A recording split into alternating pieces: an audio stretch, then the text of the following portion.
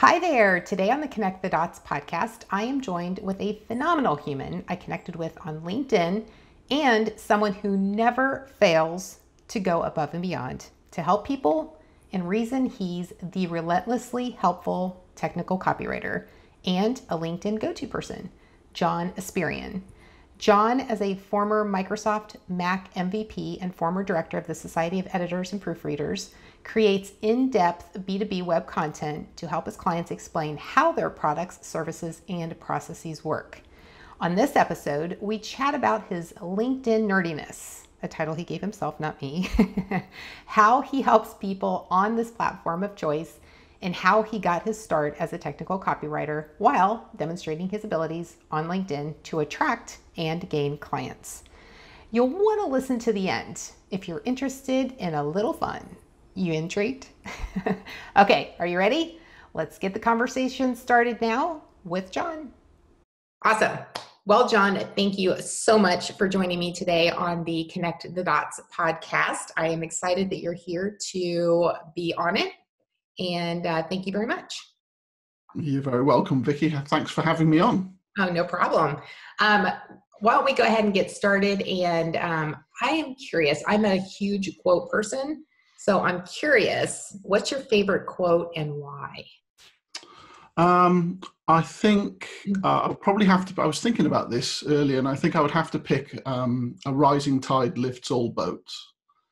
So that's often attributed to John F. Kennedy, but I think it predates him, although I'm not quite sure who first came up with it. But it's just that idea that I guess if you could be helpful, you can help more people and raise everyone's standards, and that kind of speaks a truth to me. So I kind of like that one a lot. Don't be selfish. Try to raise everyone else's standards, and don't put yourself in the center of the universe, I guess. Yes, and you don't do that at all. I know that for I try not to. Well, I try not to. Constant challenge, you know. You are not that person, so I think that's one of the things that attracts people to you. You have that way of just always being helpful, and actually, you say that, being relentlessly helpful. So we'll get to that in a minute. Sure. Okay. Before we get too far down the conversation, for those people who are not familiar with you, why don't you tell us a little bit about you and what you do? Okay, well, I'm based in South Wales in the UK. I'm a technical copywriter, which means that I write content that explains how products and services and processes work. I work in B2B, and I've been doing that for coming up for 10 years now as an independent writer. That's awesome. Do you work with all different types of B2B companies? Or yeah. I mean, I started out as a software and hardware tester, and I was that guy who would explain how stuff worked when the support teams could never figure out what goes in where and things like that. And so when I was made redundant, I decided to strike out and go independent and work in IT. There wasn't actually a whole lot of demand for that then, so I've ended up being a bit more of a generalist, and I've worked in lots of different fields, but it's always in fields where the product or the service isn't immediately obvious to people. It's not the same as hiring a plumber where you know exactly what you're going to get. It's a service or a product that isn't immediately obvious, and it needs a bit of explaining. So that's where my skills come in. Awesome. That is good to know. And you can see your experience come through in your LinkedIn posts and comments as well. And on your LinkedIn, I think it was in your profile or in your about section, you had mentioned that you use your LinkedIn nerdiness for your business. How do you leverage your LinkedIn nerdiness for your business? Well, I mean, I decided a couple of years ago that instead of trying to be in lots of different places, which is what I was doing, I was kind of on Twitter and Facebook and, took a look at Instagram and blah, blah, blah. I thought I would just kind of double down on where my customers were most likely to hang out. And since I work in B2B and LinkedIn is a B2B platform, I decided that I would make an effort there. And it's probably the last place where there's loads of great organic reach, which means that as a content writer, I can sharpen my skills in writing helpful content and find my ideal clients. And engage in kind of grown-up discussions, not kind of some of the stupid stuff that you see on Twitter and Facebook really turns me off. But there's actually measured, helpful, interesting, enlightening discussion that happens on LinkedIn, and so that's a chance to jump into the conversation stream and become that memorable person. And markets are conversations, right? So if you can keep talking to people, eventually you're going to become remembered as the authority in your space if you can stick at it for long enough anyway. So all of those good things happen for me on LinkedIn, and it means that I get a steady stream of inquiries every week from people who are interested in my writing services. That's awesome. How long have you been working LinkedIn from that perspective, like putting all efforts into just that one platform? Yeah, I would say it's at the start of 2017. Excuse me. So Microsoft, you might remember, took over LinkedIn at the end of 2016, and then they made some changes to the algorithm, and all of a sudden, instead of becoming this kind of online CV, which is what a lot of people still think it is, it became more of a social network. It was there for conversation, for sharing content, and then things like native video came along. So since that start of 2017, that's when I decided to say, forget the other platforms. I'm going to kind of go all in on this. And for the first several months, really not very much happened at all.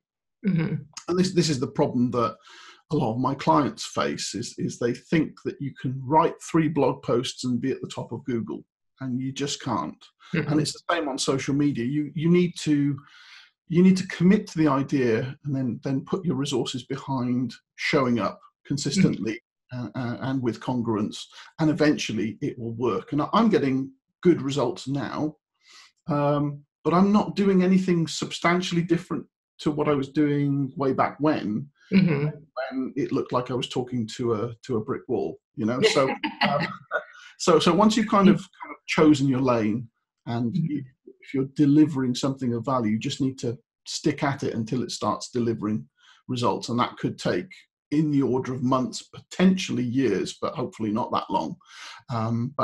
Yes, it's been about 2.5 years for me now. That's not really that long, considering how much engagement that you get. And you've got, I know I looked at your follower number, which was pretty significant. I can't remember was it, like 8,000, 9,000?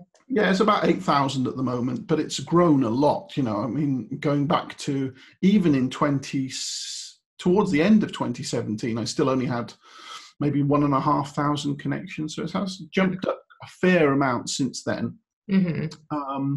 But yeah, it's that early stage where you're putting stuff out into the world, and you think as though you're not making a dent. But I think people don't realize that, and this is research that I'm putting into my book, which is that something like between 70 and 90% of all user communities are made up of lurkers. They sit there, they watch, they don't comment, they don't like, you just don't hear from them, but they are there and they are paying attention. So if you can just have enough confidence in yourself to create that content in the hope that it will eventually resonate with people enough that they show themselves, that's a good thing, and it will work for you. Yeah. And the reason why I asked about your followers is in that time frame too, is because to me, it seems like in just about 2.5 years, you've made a significant stride in not just your engagement on LinkedIn, but your followers and the people and where you're getting business, since you're spending time on the platform where your ideal customer avatar, your ICA, typically is. And I wanted to mention that because with your diligence, and you're a great example of what you can experience on LinkedIn when you are consistent and you're always showing up and you're not just liking or being a lurker, you're actually engaging in conversations. And it's not just with certain people, because I see when, as you and I are connected on LinkedIn, I see your posts that you're interacting with other people. And that's how I get connected to other people. And so you're consistently across the board with your content and always providing something of value. So I think you're a great example of when you do that, then you can accelerate your LinkedIn engagement, which is where you're going to be getting your leads and your prospects and, just people who are interested in what you're doing. Yeah. So I applaud you for doing that, because you really have done a great job on LinkedIn. Thank you. That's very kind, and your check's in the post. But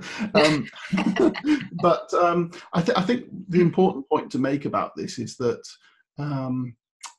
you can't be too strategic about your conversations with people. Mm-hmm. I mean, if I were, it's all very well and good trying to target the people that you want to influence. I mean, that is a sensible thing to do. Mm-hmm. But I don't think you rule out conversations with people who aren't immediately, obviously, your ideal audience, because you just don't know who they know. Right. And you don't know who the next megastar of tomorrow is going to be. Mm-hmm. So I do try to give time to essentially anyone who is happy to converse with me, so long as they're polite, friendly, respectful, and all of those the basic table stakes. But I don't try to be too strategic about who I talk to, because I think that can close doors. And my approach, although it takes, I suppose, more effort, if you're going to be talking to everyone, it's hard work, but it has definitely paid off. And I've started to develop a reputation of someone who is helpful, who will, who won't ignore you. Mm-hmm. No comment left unanswered, and all of that kind of ethos. I don't like trying to think of myself as being better than anyone, or being too important to respond to questions or whatever. Mm-hmm. Yeah, and I think just over that time frame too, of people seeing that you are extremely helpful and you're not just focused on a particular group or ICA. You are engaging in conversations with all different types of people, and I appreciate that. And I've engaged with a lot of conversations, and I don't really look at the person or what they do necessarily, mm-hmm. but if their question or their conversation is something of interest or something I think that I can add value to, then I certainly will add value to it. But if it's something I'm like, I'm just going to like that, I mean, that doesn't do anything for them, and it doesn't do anything for the other people who are engaging with them. Yeah, that's a really important point, that, because I think I like to think of these things in terms of how many minutes have been poured into the engagement on a post. Well, a like takes a couple of seconds, but if you leave a thoughtful comment, mm-hmm. that's a bigger investment in time. And so if a post attracts a lot of time, mm-hmm. not just viewing time, but engagement time, those are the things that really can accelerate. And I found that I'm getting more seen because of leaving thoughtful comments on other people's posts. So mm-hmm. I'm not trying to be this kind of broadcasting island where it's just me and it's just my content and I don't care about anyone else.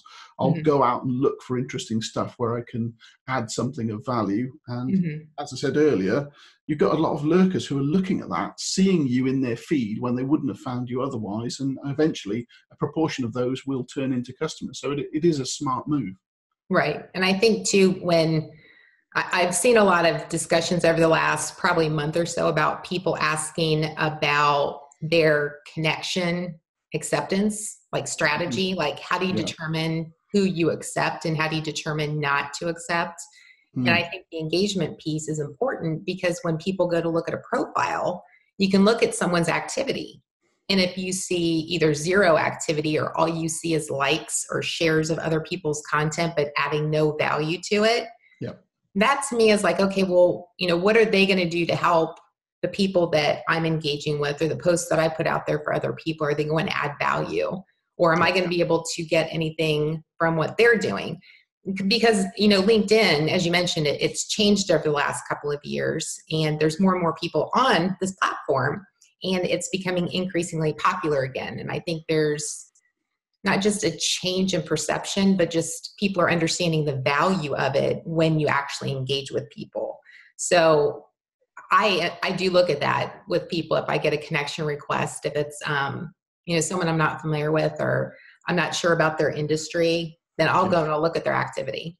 Yeah, so I try to do that as much as I can. It's difficult. Sometimes you get loads of connection requests, mm-hmm. and 90% or more of them won't be personalized. And that puts a burden on you as the person who is the gatekeeper for your network. You know, you don't want to let a load of spammers into your network, because they might just be there to connect with you so that they can look authoritative, so that they can target someone else to do something, or they might be trying to access your network for spamming reasons.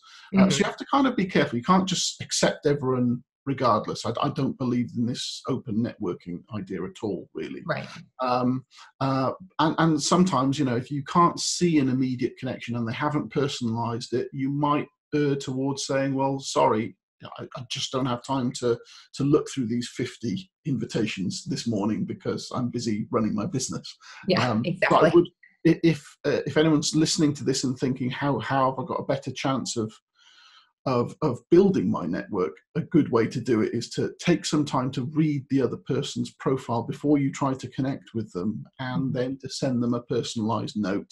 And ideally, if you really want to go the extra yard, is follow them for a while beforehand and try to engage in their stuff, so that they have, you're on their radar, at least when you make contact, and they don't think, who is this complete stranger that wants access to my network? So I try to do those things as well. In my case, most people approach me, so I don't tend to actually go out looking too much anymore. I used to, but not so much now. But I always really clap my hands together when someone takes time to write me a sentence or two saying, I saw your post here, or I read your profile and I liked it. I'd like to get in touch. That's brilliant. That's the start of a conversation for me. Yeah. Yeah, I really appreciate when people do that. And there's a special thing that they need to include in their connection request too, and they can only find out. We're not going to give that one away, are we? I'm not, but if they want to know what it is, I put in a little device, yeah, that just checks whether people have really read my profile, because there are a number of different ways into your network. You know, sometimes you just see a recommendation, you should connect with this person, and you click a button, and that's the last you hear of it. But other times people will find you through search. Maybe they read your profile. So I just use a little tactic just to see whether anyone actually is reading my profile, and some people respond to that. Not so many, but it's always interesting when it happens. Yeah. If none of this makes any sense to you, go and read my LinkedIn profile, and it'll become clear. Intriguing people now. They're going to want to know. What's this amazing thing that he's done? It's not that amazing at all. So for listeners who want one key takeaway on what's a must on LinkedIn, what do you think that one thing needs to be? Well, I mean, I always come back to the idea that helping beats selling. You know, there's so many salesy, me first kind of posts, and those will tend to be ignored. You don't expect to build a following around you saying, you know, hire my consultancy or whatever. It's not going to work.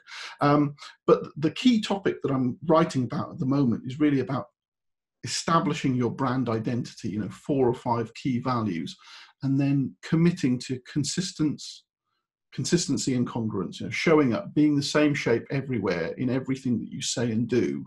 And just having the courage of your convictions to know that if you do that for long enough, that will start to occupy a slot in people's memory, and they will remember you when they need a sales and marketing consultant, or when they need a copywriter or a logo designer, or whatever it is you do. Just keep showing up and delivering a consistent, authentic, congruous message. That will bear fruit. That is really my number one tip for LinkedIn. Be patient, and the rewards will come. Okay, awesome. And I know that you've got quite a few documents as well on your profile that are great for people who want to learn more about LinkedIn and how to use it, and tips for using it, and tips for, I mean, you've done a great job of creating quick takeaways, high value guidance for people who maybe they've been on LinkedIn for a while, but they need to re-engage because they're starting to see the added value. Yeah. Or people like my daughter's ages who are in college and they're starting to get on LinkedIn, but they're like, oh my God, this isn't Snapchat. This isn't Instagram.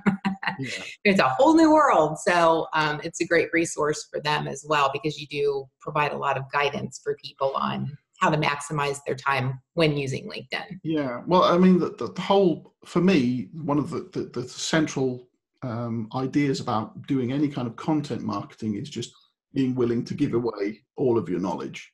So I don't really believe in holding back anything that I know.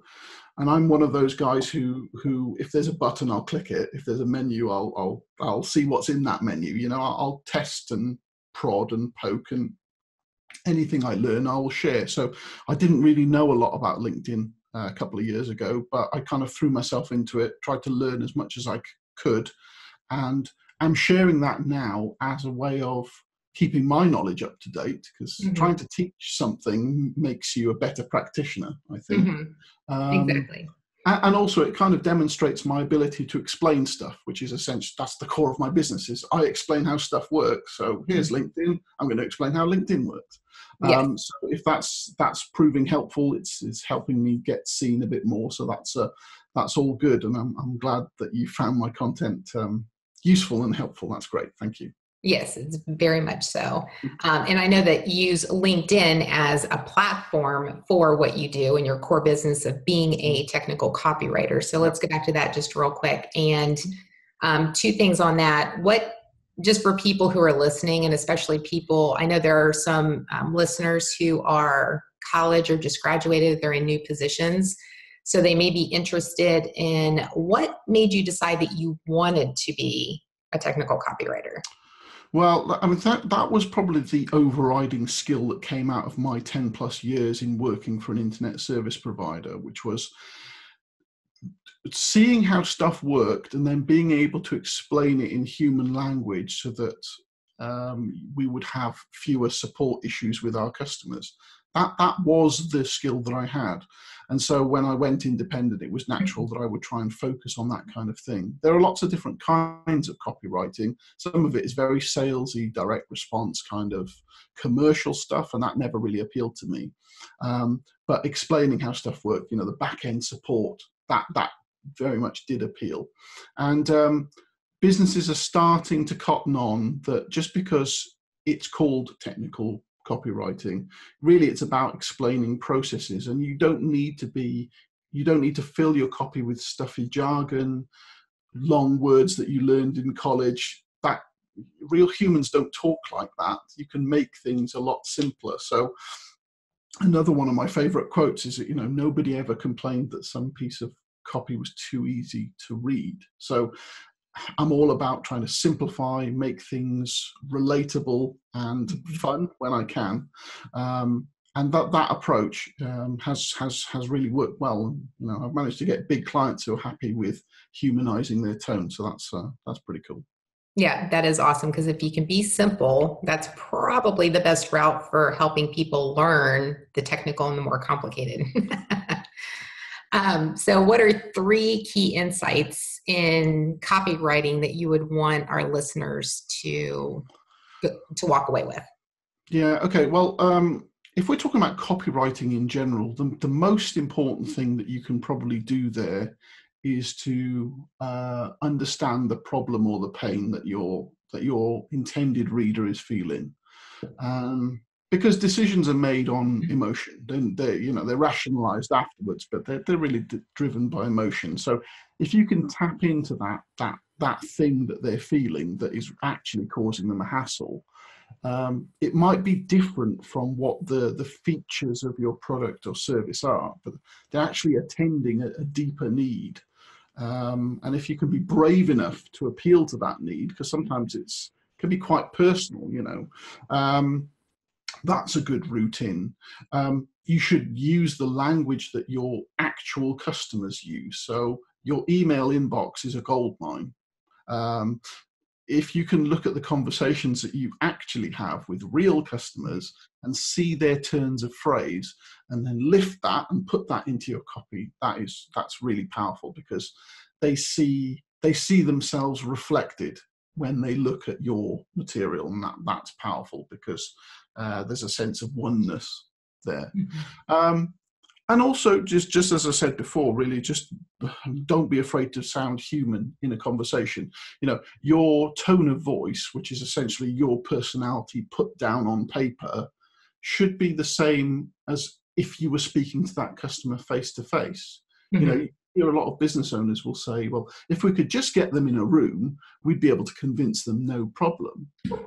Brilliant. So let's just take that language and put it on your website, and then you speak to all those people at scale, and convince them all in one go. Exactly.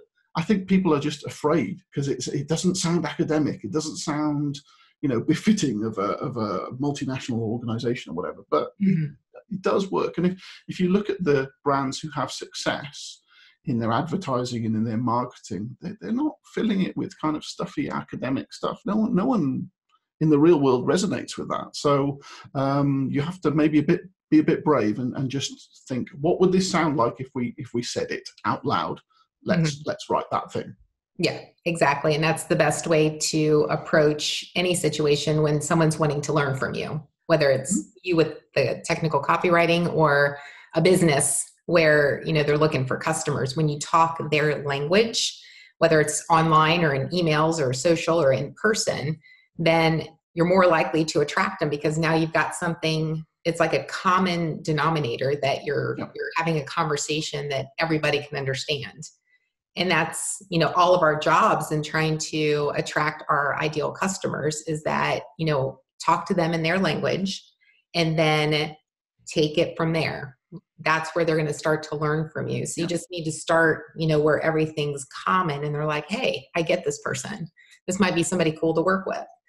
So yeah, I think simplifying it first is the best route that anybody can take, especially on your website, since that's your 24/7 salesperson. Yeah.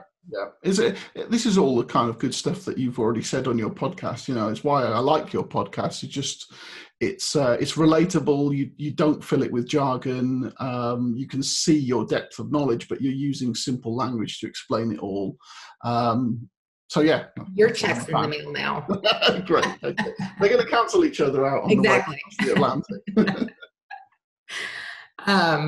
Yes. Well, thank you very much for sharing that with everybody because I think it's important. What you do as a technical copywriter is so important no matter what the industry. And like you said, some people may get caught up on the technical aspect of that and they shouldn't because that's something that can go across multiple industries.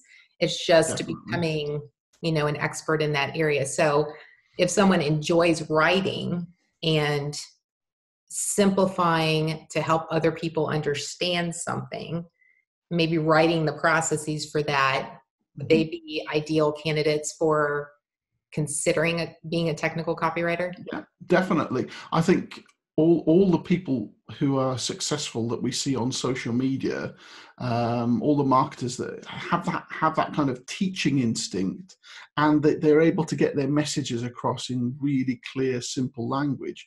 They've got the elements of that technical copywriting background without maybe even realizing. But there are loads of people who would be well suited to this career. And if you don't want to go down the, I want to be an ad writer or a really hard commercial writer, you could still write stuff and provide value to people by explaining how stuff works. So yes, definitely. Yeah, I agree. Well, we've talked about your role as a technical copywriter, how you're awesome and a go-to person on LinkedIn. What would be one thing that people don't already know about you that you wish they did? Okay, well, I went to 7 different schools, and during my time there, because my mum moved around a lot, you see, and I wanted to be a biochemist, but I was told by my teachers, you're never going to get the grades to be a biochemist. And I ended up getting the highest grades in my school. So determination. They gave you determination. Yes. So in the end, I chose a different route. But had I have not listened to them earlier, then maybe I'd be having a white lab coat now and doing science experiments. But there we go. That could be interesting too. What are 3 resources that have helped you in your professional career? Okay, so I thought of a couple of resources related to content marketing because I didn't really know what that thing was. I mean, I was kind of doing it without knowing what it was for a while. But when I discovered the membership communities like the Content Marketing Academy and Atomic, a couple of big organizations here in the UK, then I learned what this thing called content marketing was. And that really helped me to codify the things that I was doing. So that was useful. Everything that I've learned from my marketing mentor as well, Mark Schaefer, whose books and podcast just fantastic, and I've met him several times, and I'm really honored that he's going to be writing the foreword for my book next year. So he's just been a gold mine of information. I've learned a lot about being more human in my marketing because of him. And another one is a fun little resource that I look at all the time because I like silly rhymes, and copywriters love relying on rhymes. So there's a website called Rhyme Zone, and you can put any word in there and it'll tell you all of the rhyming words with it. And that is so useful when you just want a little short line, you think, what rhymes with this? Rhyme Zone is a very, very useful resource. Oh, that sounds cool. I haven't heard about that one, so I'm going to have to go check that one out now. Definitely do, yeah. And it's funny that you mentioned, I forgot that you had that connection with Mark Schaefer. And I do recall you saying that he was going to write the foreword to your book, which is called what and estimated to come out when? It's called Content DNA, and it's coming out in April 2020. Awesome. So we're under a year now. Pressure's on. That's it. Pressure's on. It's got to be a good book. If he's writing the foreword, I made a joke on LinkedIn saying it's like the Beatles opening up for Take That, and you probably won't have a clue who Take That are, but they're a UK band who aren't as well known as the Beatles. It's kind of that kind of thing. I need to put my A game on to write something decent. Yeah. Oh, I'm completely confident that you already have, and he would not be writing the foreword for you if he didn't already have the confidence in you. So, yeah, but it's funny when you mention that. And then earlier you mentioned being more of a humanized company. And I had my book behind me, Mark Schaefer's latest book, Marketing Rebellion, which I absolutely loved. And I was going to look for the tagline that he has on there. And I think it was being the most human company wins. Yeah. Yeah. The most human company wins. That's what it was. And I was just like, I love that. There's everything about that book I love. I've got a lot of lines and stars, and I'm like, you know what? I'm going to have to read it again. And like, I just want to memorize this book. So yeah, he's fascinating. And I love him. He's awesome. What was the last book that you read? Speaking of books. Well, I'm kind of towards the end of Persuasion by Dr. Robert Cialdini at the moment, and I'm just about to start The Transparency Sale by, I think it's Todd Caponi. So I always have a few books on at the same time. I never read one and then stop and then move on. So I've got a few ideas in mind, and everything I read is always an inspiration for the thing that I'm writing. So I'm kind of scribbling notes. Well, that's a good idea. That's a good idea. So yeah, Persuasion it's a bit of a heavy read, but it's a fascinating look into setting people up to make decisions further down the line. It's a very, very interesting idea, well worth a look. Anything else you want to share with our listeners while I have you on audio? Well, I think we've covered quite a lot of ground there, but the only thing I was going to wrap up by saying is that I do try to be helpful. I think it's important to live your brand identity. And as I was saying to a colleague the other day, extraordinary claims require extraordinary evidence. So if I say relentlessly helpful and then I'm not, you've got every right to call me out for that. So I've kind of set the bar high by making such a bold claim. And what it means is that if you do need any kind of help on LinkedIn, if you want to have a conversation there, by all means, hit me up, we'll talk, and we'll have some fun. Awesome. And I was going to say the exact same thing, is that you are relentlessly helpful. So you may have thought that you set the bar high, but I think it just comes naturally to you. And that's why people, like I said earlier, are just attracted to your content, because you are extremely helpful and they know that you're going to follow through with what you say. So I wanted to thank you for that. And I also wanted to recognize you for being very timely in responses and engaging with responses. You are awesome at that.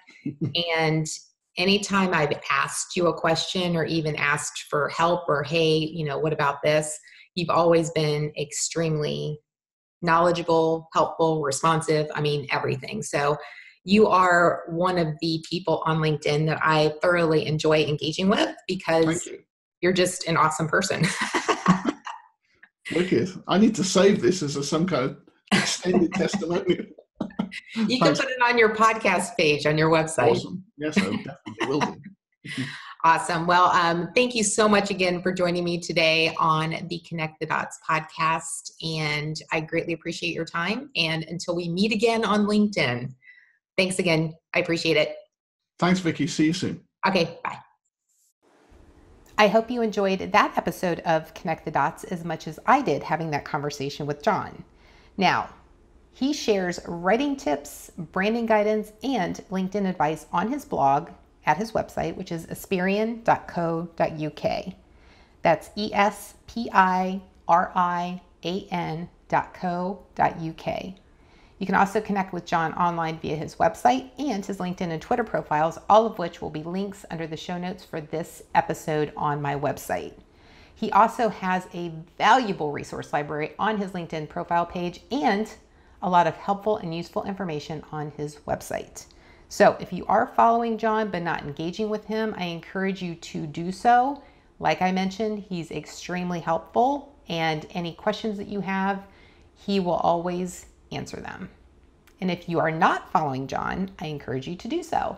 And then after you follow him, what were the next two things? Engage in the content and then send a personalized invitation to connect.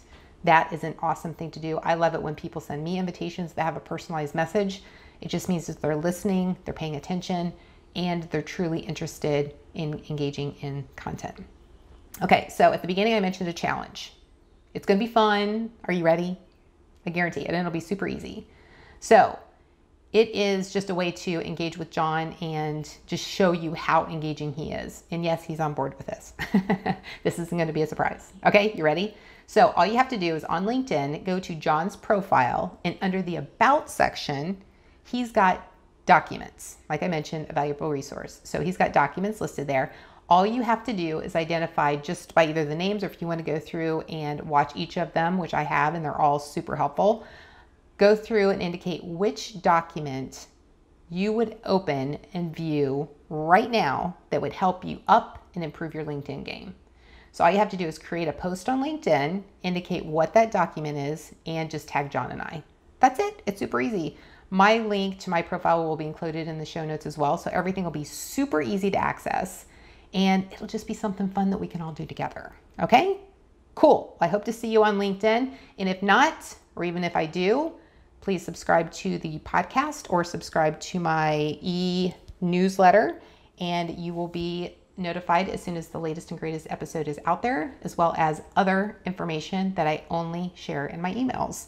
So if there's anything you ever need, you can always engage with me on the different platforms that I'm at, although I am spending most of my time right now on LinkedIn, but I also have live chat on my website, so feel free to reach out to me through that as well. Okay?